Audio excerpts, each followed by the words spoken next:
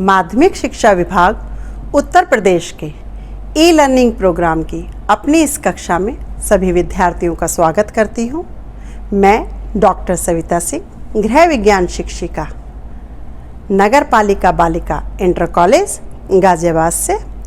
आज हम कक्षा 11 के विषय गृह विज्ञान में अध्याय 11 का अध्ययन करेंगे। हमारे अध्याय का नाम है विकास तथा क्रियात्मक क्षमता पर व्यायाम का प्रभाव, भाग 2। आज हम इसके भाग 2 का अध्ययन कर रहे हैं। इसके भाग 1 का अध्ययन हमने अपनी पिछली कक्षा में कर लिया है। भाग 2 का अध्ययन प्रारंभ करने से पहले हम जो हमारी पिछली कक्षा में पाठ्य वस्तु पढ़ाई गई है उसके ऊपर एक नज़र डालते हैं। पिछली कक्षा के विगत कक्षा के पाठ्य विषय के महत्वपूर्ण बिंदु कि हमने पिछली कक्षा में किन पाठ्य वस्तुओं की जानकारी ली थी। सबसे पहले व्यायाम का अर्थ, हमने व्यायाम किन शारीरिक गतिविधियों को कहते हैं इनके विषय में जाना। दूसरा, व्यायाम के सामान्य नियम कि व्यायाम करने से पहले किन नियमों की जानकारी लेनी चाहिए और किन नियमों का पालन हमको करना चाहिए। तीसरा, विभिन्न अवस्थाओं में उपयोगी व्यायाम कि कौन कौन सी अवस्था में कौन सी शारीरिक क्रियाएं की जाएं जो हमारे शरीर के लिए उपयोगी हो। साथ ही विकास पर व्यायाम का प्रभाव, हमने विकास के जो मुख्य स्वरूप थे उन सभी के ऊपर व्यायाम का क्या प्रभाव पड़ता है उसके बारे में जानकारी ली। पिछली कक्षा के पाठ्य विषय से संबंधित गृह कार्य के रूप में हमने कुछ प्रश्न लिखवाए थे। पहले हम उन प्रश्नों के उत्तरों को देख लेते हैं। हमारा पहला प्रश्न था, व्यायाम से क्या तात्पर्य है? तो हमारा उत्तर है, व्यायाम उन समस्त क्रियाओं एवं गतिविधियों को कहते हैं जो शरीर के विभिन्न अंगों को सुचारू रूप से कार्य करने तथा सक्रिय बनाने के लिए की जाती हैं। दूसरा प्रश्न, व्यायाम किस प्रकार के वातावरण में करना चाहिए, क्यों? तो व्यायाम प्रातःकाल सदैव खुली हवा में करना चाहिए। कोशिश हमें यही करनी चाहिए कि हम प्रातःकाल करें, जिससे अधिक से अधिक शुद्ध और ऑक्सीजन युक्त वायु हमें प्राप्त हो सके। हमारा तीसरा प्रश्न है, वृद्धों के लिए सबसे उपयुक्त व्यायाम क्या है? इसका उत्तर है, वृद्धों के लिए सबसे उपयुक्त व्यायाम है सुबह शाम खुली हवा में घूमना। अब हम आज अपने पाठ के आगे के भाग को शुरू करते हैं। पिछली बार हमने विकास के विभिन्न पक्षों पर व्यायाम का प्रभाव देखा था। आज हम सबसे पहले क्रियात्मक क्षमता पर व्यायाम का प्रभाव देखेंगे, फिर व्यायाम के लाभों के बारे में जानकारी लेंगे। थकान तथा विश्राम क्या है और इसका क्या हमारे जीवन में रोल है, क्या इसकी भूमिका है, इसके बारे में जानेंगे। प्राणायाम क्या है और व्यायाम करने की कुछ घरेलू विधियों को देखेंगे। सबसे पहले क्रियात्मक क्षमता पर व्यायाम का प्रभाव। कार्य या श्रम करने की शक्ति या क्षमता को क्रियात्मक क्षमता के रूप में जाना जाता है। अर्थात जो हम काम करने के लिए हमें जिस ऊर्जा की आवश्यकता होती है और उस ऊर्जा के द्वारा जो कार्य करने की हमें क्षमता उत्पन्न होती है, उस कार्य करने की क्षमता को ही हम शारीरिक रूप से किसी भी कार्य करने की जो क्षमता हमें प्राप्त होती है उसे ही हम क्रियात्मक क्षमता के रूप में जानते हैं या उसे ही क्रियात्मक क्षमता के रूप में जाना जाता है। सामान्य क्रियात्मक क्षमता के लिए शरीर का स्वस्थ तथा समुचित स्तर का ऊर्जावान होना अनिवार्य कारक है। सबसे पहले तो आवश्यक है कि हम शारीरिक रूप से स्वस्थ हों और इसके लिए सबसे अनुकूल कारक नियमित रूप से व्यायाम करना ही है। अगर हम नियमित रूप से व्यायाम नहीं करेंगे तो जो हम विभिन्न प्रकार के पोषक तत्व ले रहे हैं, साथ ही साथ नींद ले रहे हैं, विश्राम ले रहे हैं, वो पूर्ण रूप से कार्य नहीं कर पाएगी। साथ ही सामान्य तथा उत्तम क्रियात्मक क्षमता के लिए आवश्यक है कि व्यक्ति का चित्त प्रसन्न हो तथा उसमें उत्साह और उल्लास की कमी ना हो, अर्थात उसका मन भी खुश होना चाहिए। यदि व्यक्ति का मन खुश है, वो प्रफुल्लित है, तो बहुत उमंग और उल्लास के साथ अपने कार्य करता है। अगर हम देखें जो कार्य हमारे रुचि के होते हैं, कितना भी समय हो जाए हम उसे बहुत अच्छे ढंग से करते हैं। तो तो इसलिए आवश्यक है कि हमारा मन भी खुश रहे। नियमित रूप से व्यायाम करने तथा खेल कूद में सम्मिलित होने से चित्त प्रसन्न रहता है तथा व्यक्ति उत्साहित रहता है। क्यों?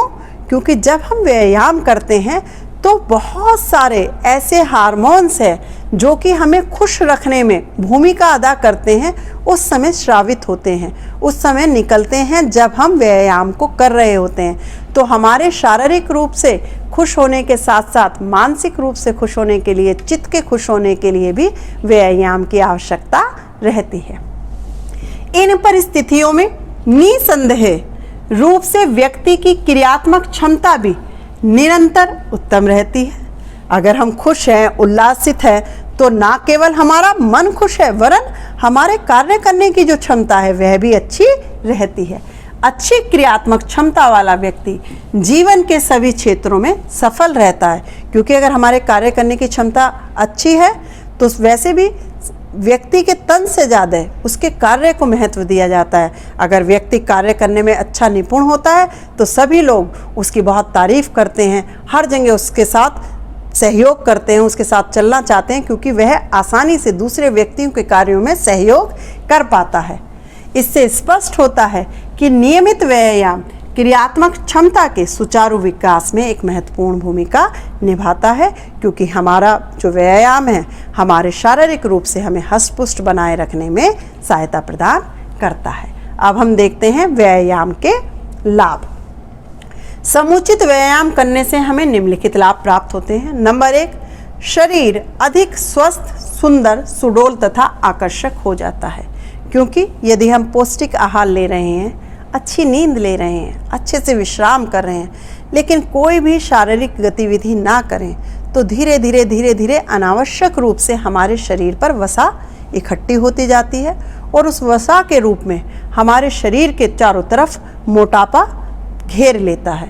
जब हम मोटे हो जाते हैं, बेडौल हो जाते हैं, एक तो हमारे ऊपर किसी भी प्रकार के वस्त्र अच्छे नहीं लगते हैं, साथ ही जब हम अच्छे नहीं लगते हैं तो जो हमारा आत्मविश्वास है वह भी धीरे धीरे कम होने लगता है।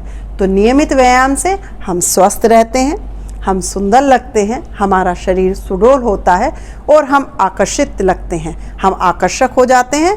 तो हमारा व्यक्तित्व जब आकर्षक होता है तो हमारे दिल में, हमारे मन में आत्मविश्वास की वृद्धि होती है। दूसरा, पेशियों के अधिक क्रियाशील हो जाने से शरीर तेजस्वी तथा स्फूर्तिदायक हो जाता है, आलस्य नहीं रहता है। अगर व्यक्ति को आलस्य रहे, अगर वो शारीरिक रूप से हष्ट-पुष्ट है लेकिन उसे फिर भी आलस्य रहता है, तो क्या होता है कि वह कार्य को उत्तम ढंग से नहीं कर पाता है। लेकिन यदि हम नियमित रूप से व्यायाम करते हैं तो हम में आलस्य नहीं रहता है, हम में ऊर्जा भरी रहती है, जिसके कारण हम तेजस्वी लगते हैं और साथ ही साथ हम में जब ऊर्जा रहती है तो हम में स्फूर्ति का भी संचार होता है और हम अच्छे ढंग से अपने कार्यों को कर पाते हैं। तीसरा, व्यायाम करते समय श्वसन क्रिया अधिक तेज हो जाती है, जिससे फेफड़े शुद्ध वायु ग्रहण करते हैं, उनकी सामर्थ्यधारिता तथा कार्य क्षमता बढ़ती है। इससे शरीर को अधिक ऑक्सीजन मिलने के साथ ही विषैली कार्बन डाइऑक्साइड को अधिक मात्रा में निकालने में सहायता मिलती है। हम जब तेजी से सांस ले रहे होते हैं तो जीवनदायिनी जो गैस होती है ऑक्सीजन हमारे शरीर में तेजी से जाती है और रक्त के माध्यम से हमारे शरीर की सभी कोशिकाओं में पहुंच जाती है, जिससे हमारे शरीर की सभी मांसपेशियों का अच्छे से पोषण होता है। और जब हम ज़्यादा ऑक्सीजन को ग्रहण कर रहे होते हैं उतनी ही तेजी से जो विषैली गैस है, हानिकारक गैस है, और गैस के माध्यम से हम जो कार्बन डाइऑक्साइड गैस है उसका बाहर निष्कासन करते हैं, विसर्जन करते हैं, उत्सर्जन करते हैं, जिससे कि हमारे शरीर में अच्छे शुद्ध वायु प्रवेश करती रहती है। चौथा, व्यायाम से हृदय गति बढ़ती है, अधिक रुधिर संचार होता है तथा शरीर के कोने कोने तक पोषक तत्व तथा ऑक्सीजन पहुंचती है। जब हम तेज़ी से व्यायाम कर रहे होते हैं तो हमारी हार्ट बीट्स जो हैं, हमारी जो हृदय की गति है तेज होती है। और हम सभी को पता है कि रुधिर के साथ ही, हमारे खून के साथ ही ऑक्सीजन और जो भोजन के जो पोषक तत्व हैं जिनका अवशोषण कर लिया जाता है वो रक्त में मिलकर हमारे शरीर का पोषण करते हैं। जब रक्त तेजी से संचारित होता है तो पोषक तत्व और ऑक्सीजन भी हमारे शरीर के सभी अंगों तक, कोने कोने तक पहुंच जाती है और हमारे शरीर का अच्छे प्रकार से पोषण हो पाता है। हृदय रोग, श्वसन तंत्र के रोग तथा पाचन संबंधी रोगों के होने की आशंकाएं घट जाती हैं या कम हो जाती हैं, क्योंकि जब हमारे शरीर के सभी अंग सुचारू रूप से कार्य कर रहे होते हैं तो उनमें जो बीमारियां हैं वो जल्दी से नहीं आती हैं। जब जल्दी से बीमारियां नहीं आती हैं तो हमारा शरीर भली प्रकार से कार्य करता है। तो इससे स्पष्ट होता है कि व्यायाम विभिन्न प्रकार के तंत्रों के रोगों को भी कम करने में सहायक होता है। व्यायाम से मांसपेशियां मजबूत होती हैं, अर्थात शारीरिक शक्ति का विकास होता है। शारीरिक रूप से हम हष्ट-पुष्ट होते हैं क्योंकि मांसपेशियों के माध्यम से हम शारीरिक कार्यों को आसानी से कर पाते हैं। पाचन क्रिया तेज होती है, भूख अधिक लगती है, इससे हमारा शरीर स्वस्थ रहता है। जब हमारी पाचन क्रिया भली प्रकार से होगी हमें भूख लगेगी। अगर हमें भूख लगेगी तो जिस भोजन को हम खाएंगे उसे खाने के साथ साथ ही जो भोजन के पाचक रस हैं हमारे शरीर में अच्छे से स्रावित होंगे, हमारे भोजन का अच्छे से पाचन होगा। पाचन होने के साथ ही भोजन का अच्छे ढंग से अवशोषण होगा और अवशोषण के साथ ही जो हमारा उसका हानिकारक व्यर्थ पदार्थ बचते हैं उनका उत्सर्जन भी भली प्रकार से होगा, जिससे हमारे शरीर का पोषण अच्छे ढंग से होगा। व्यायाम से मानसिक विकास होता है, मानसिक तनाव भी कम होता है, मस्तिष्क की कार्यशीलता में वृद्धि होती है, क्योंकि शारीरिक रूप के साथ साथ हमें मानसिक रूप से भी स्वस्थ होना अत्यंत आवश्यक है। जब हम मानसिक रूप से स्वस्थ रहते हैं तो हम कार्यों को अच्छे ढंग से कर पाते हैं। अब आता है थकान तथा विश्राम। निरंतर कार्यरत रहने से शरीर में आलस्य एवं थकावट उत्पन्न होने लगती है। शारीरिक तथा मानसिक थकावट को दूर करने के लिए विश्राम एवं निद्रा की आवश्यकता पड़ती है। विश्राम एवं निद्रा मनुष्य के स्वास्थ्य के लिए उतनी ही आवश्यक है जितना पौष्टिक भोजन एवं व्यायाम, क्योंकि हमारे शरीर में 3 प्रकार की पेशियां पाई जाती हैं: ऐच्छिक पेशी, अनैच्छिक पेशी और हृदय पेशी। ऐच्छिक पेशी जिनसे हम अपने इच्छा अनुसार कार्य करते हैं। मैंने सोचा कि मैं हाथ को बंद कर लूं और फिर हाथ को खोल लूं, तो जो ये मैंने क्रिया की ये किन पेशियों के द्वारा हुई? ये हमारी ऐच्छिक पेशियों के द्वारा हुई। दूसरी अनैच्छिक पेशियां जिन पर हमारी इच्छा के अनुसार कार्य नहीं होता, जैसे हमारा श्वसन तंत्र है, हमारा पाचन तंत्र है, हमारा हृदय संस्थान है, ये अपनी इच्छा से कार्य करते रहते हैं। तीसरे हैं हमारे हृदय पेशी, ये इनकी कार्य विधि अनैच्छिक पेशी जैसी होती है, जबकि इनकी जो रचना होती है वह ऐच्छिक पेशी जैसी होती है, इसलिए इन्हें नाम दिया गया है हृदय पेशियां। तो जो हमारी ऐच्छिक पेशियां हैं, जो हमारी इच्छा से कार्य करती हैं, यदि हम उनसे लगातार कार्य करते रहें और हम आराम ना करें तो धीरे धीरे उनकी कार्य क्षमता खत्म होती जाती है, उनमें टूट फूट हो जाती है और वो भली प्रकार से कार्य नहीं कर पाती हैं। इसलिए हमें भोजन के साथ साथ अच्छे तरीके से विश्राम करने और थकान को दूर करने की भी आवश्यकता रहती है। विश्राम कैसे? विश्राम 2 प्रकार का होता है। नंबर 1, जागते हुए लेटकर विश्राम करना। अगर ऐसी परिस्थिति है कि हम सो नहीं सकते तो अगर हम कुछ देर जागती अवस्था में भी लेट जाएं तो हमारी मांसपेशियां, हमारे तंत्र आरामदायक अवस्था में आ जाते हैं और उसके द्वारा भी हमारी मांसपेशियों को आराम प्राप्त हो जाता है। दूसरी अवस्था है निद्रित अवस्था में विश्राम करना, जिसमें हम सो जाते हैं। सो जाने से हमारे संपूर्ण शरीर का आराम हो जाता है, थकान खत्म हो जाती है। शारीरिक एवं मानसिक थकान दूर करने के लिए मनोरंजन भी अच्छा साधन है। मनोरंजन के विभिन्न साधन होते हैं, इससे मन बहलाव के अतिरिक्त मस्तिष्क की थकावट भी दूर होती है। इसके अतिरिक्त कार्य में परिवर्तन करके अथवा शरीर को ढीला छोड़कर हम कार्यरत रहने पर भी थोड़ा विश्राम ले सकते हैं। सबसे पहले तो यदि हमें जो हमारे पसंदीदा खेल हैं, हमारे पसंदीदा कार्य हैं, जिन्हें हम शौक या हॉबीज़ कहते हैं, किसी व्यक्ति को चित्रकारी करना पसंद है, किसी को संगीत सुनना पसंद है, किसी को संगीत कह दीजिए गाना गाना पसंद है, अगर इन क्रियाओं को हम करें कितने भी थके हुए हैं, जबकि इसमें भी शारीरिक ऊर्जा व्यय हो रही है, लेकिन इसके बावजूद हमारा मानसिक रूप से जो तनाव है, जो मानसिक थकान है, वो खत्म हो जाती है। दूसरा तरीका है कि यदि हम जो या जिस प्रकार का कार्य कर रहे हैं, मान लीजिए अगर हम मानसिक रूप से कोई कार्य कर रहे हैं, उस कार्य को छोड़ के हम शारीरिक रूप से कार्य करने लगे तो हमारा मानसिक थकान दूर हो जाए। अगर हम शारीरिक कार्य कर रहे हैं, थोड़ी देर आराम से बैठ के कोई मानसिक कार्य करने लगे तो हमारी शारीरिक थकावट दूर हो सकती है। अर्थात हम कार्य में परिवर्तन करके भी अपनी शारीरिक और मानसिक थकावट में कमी ला सकते हैं। अब निद्रा एवं विश्राम से लाभ कि क्या क्या लाभ होते हैं। सबसे पहले शरीर व मस्तिष्क में उत्पन्न हुए विष समाप्त हो जाते हैं। जितने हमारे विष होते हैं वे हमारे सोने से दूर हो जाते हैं। दूसरा, मस्तिष्क एवं तंत्रिका तंत्र को विश्राम देने से उसकी कार्य कुशलता एवं कार्य क्षमता में वृद्धि हो जाती है। कितनी बार होता है कि हमें कोई बहुत ज़रूरी काम करना होता है और हम सोचते हैं कि इसे अभी निपटा लें, लेकिन अगर हम लगातार कई घंटे से काम कर रहे होते हैं तो हमारी कार्य क्षमता में कमी आ जाती है, साथ ही साथ कार्य कुशलता में कमी आ जाती है। लेकिन यदि हम थोड़ी देर आराम करने के पश्चात दोबारा से करें तो हम कम समय में भी अच्छे ढंग से उस कार्य को कर सकते हैं। तो जो हमारी निद्रा और विश्राम है, ये हमारी कार्य कुशलता को भी बढ़ाते हैं। तीसरा, निद्रा से हृदय की गति, श्वास की गति एवं नाड़ी की गति मंद पड़ जाती है, जिसके फलस्वरूप शारीरिक ऊर्जा कम व्यय होती है और शरीर अपनी व्यय हुई ऊर्जा को पुनः प्राप्त कर लेता है। जो तंत्रिकाओं में, हमारी मांसपेशियों में टूट फूट होती है, उनकी भी मरम्मत हो जाती है। अब आता है प्राणायाम।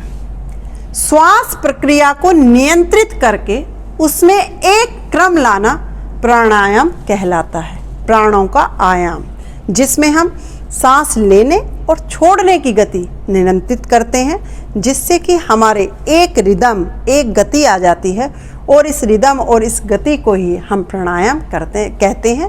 हम चित्र में जो व्यक्ति है, यह अनुलोम विलोम की प्रक्रिया को कर रहा है।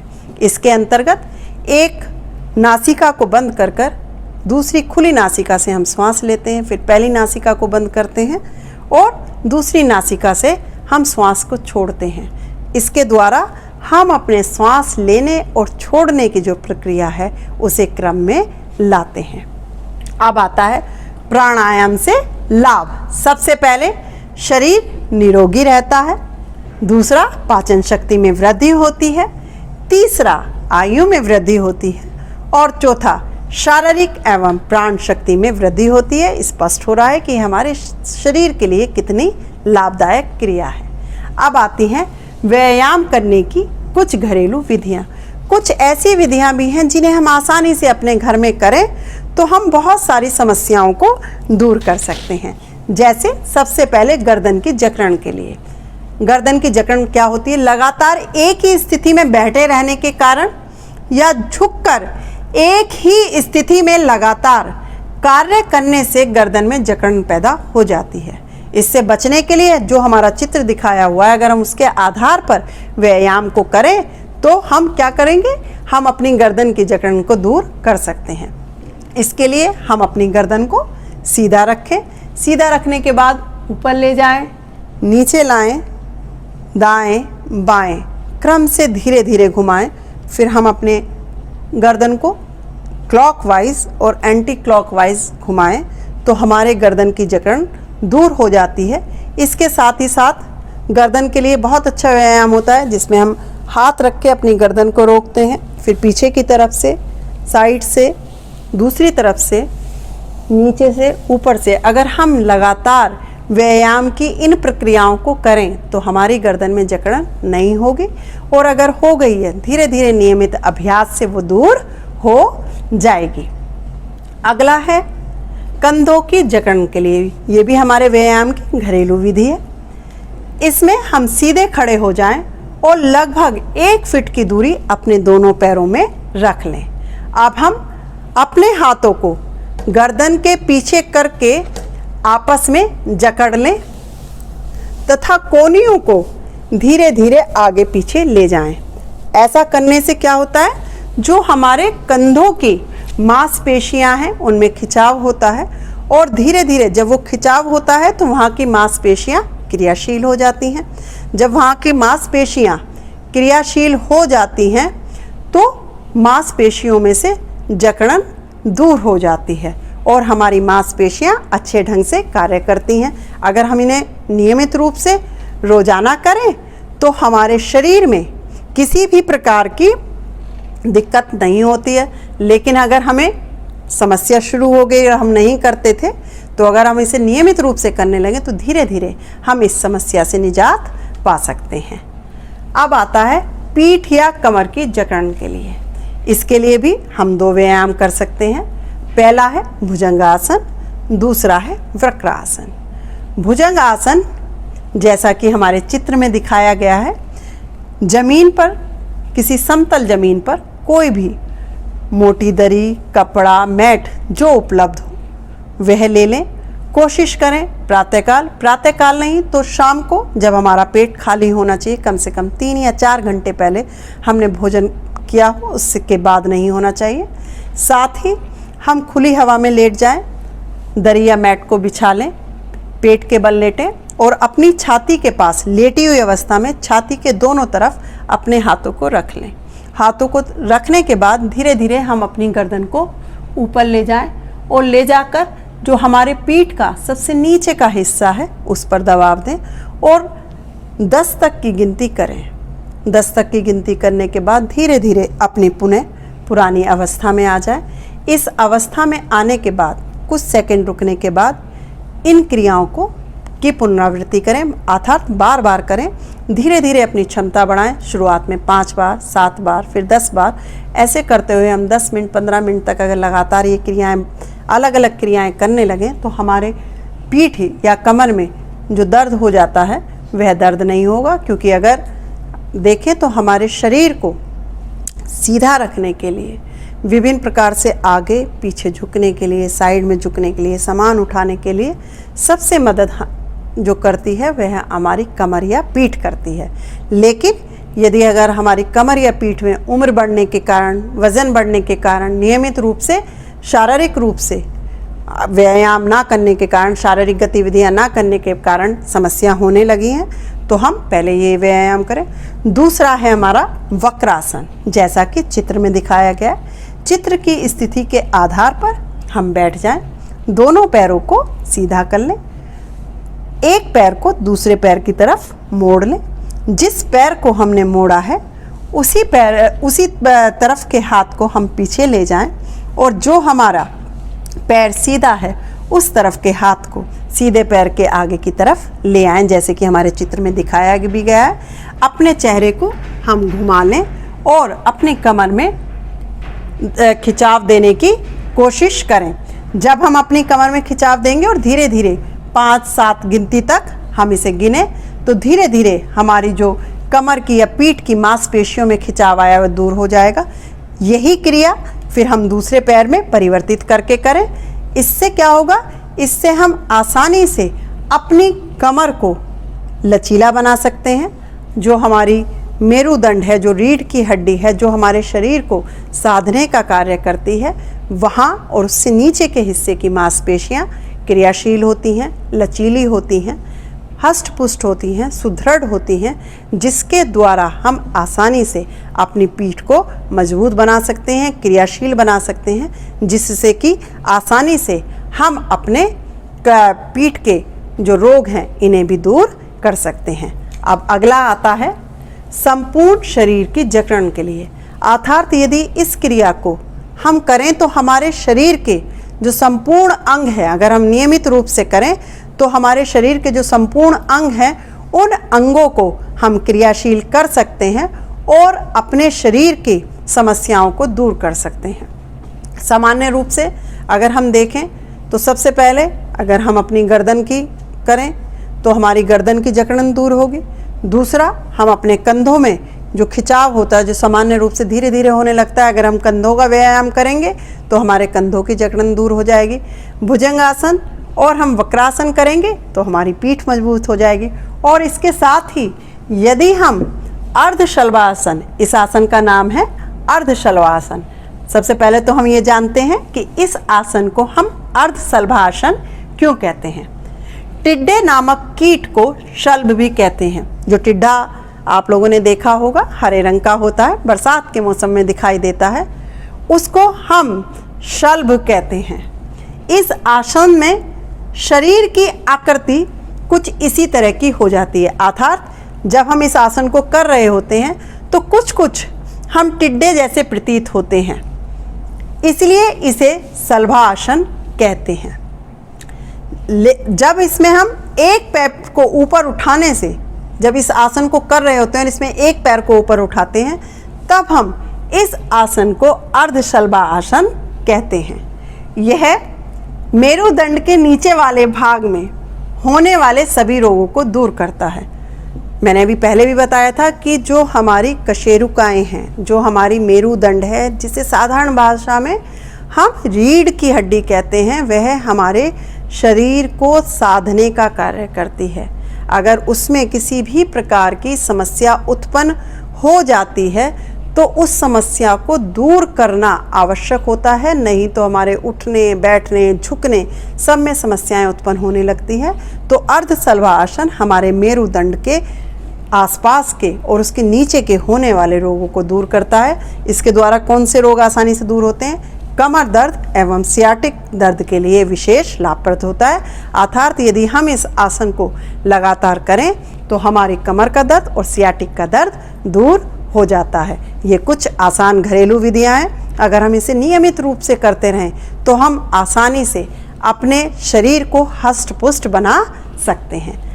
पाठ से संबंधित मैंने कुछ प्रश्न दिए हैं, अब हम पहले उन प्रश्नों को देख लेते हैं। सबसे पहला है, व्यायाम के लाभ बताइए कि व्यायाम करने से हमें कौन से लाभ मिलते हैं। जिस रूप में आपसे प्रश्न पूछा जाए उसी रूप में आप उत्तर दे दीजिएगा। जैसे इसमें हमने अभी स्पष्ट नहीं किया कि आप अति लघु के रूप में देंगे, लघु में देंगे या विस्तृत में देंगे। अति लघु आप 1-2 लाभ बता सकते हैं, लघु में दें सभी लाभ बताइएगा, और यदि विस्तृत में दें तो सभी लाभ बताने के बाद विस्तृत रूप से आप अच्छे ढंग से उन्हें समझा के लिखिएगा, जिससे कि वो कम से कम 3-4 पेज में हमारा उत्तर आए और स्पष्ट रूप से सभी को पता लग जाए कि व्यायाम करने से क्या लाभ प्राप्त होते हैं। दूसरा, विश्राम एवं निद्रा क्यों आवश्यक है, कि हमारा विश्राम और जो नींद है ये हमारे जीवन में क्यों आवश्यक है। इसे भी इसी रूप में, विस्तृत तो नहीं आता लेकिन अति लघु और लघु रूप में ये प्रश्न आ जाता है। फिर है, अच्छी क्रियात्मक क्षमता से क्या लाभ होता है। इसमें भी जिस रूप में पूछा जाए, अगर विस्तृत में पूछा जा रहा है तो पहले तो क्रियात्मक क्षमता किसे कहते हैं, अच्छी क्रियात्मक क्षमता क्या होती है, उसके लिए कौन कौन से तत्व आवश्यक हैं, किस ढंग से हम उन्हें प्राप्त कर सकते हैं, इस बारे में अच्छे से जानकारी दे सकते हैं। फिर हमारा चौथा प्रश्न आता है, व्यायाम से व्यक्ति के विकास के कौन कौन से पक्ष प्रभावित होते हैं। अति लघु केवल हमें 5 रूप बता देने हैं। अगर हमसे लघु में पूछा जाए तो इन्हें 2 लाइनों में बताने, और अगर विस्तृत रूप में पूछा जाए तो हम इन्हें विस्तार से समझा सकते हैं। मुझे उम्मीद है आप लोगों को पाठ अच्छे से समझ आया होगा। धन्यवाद।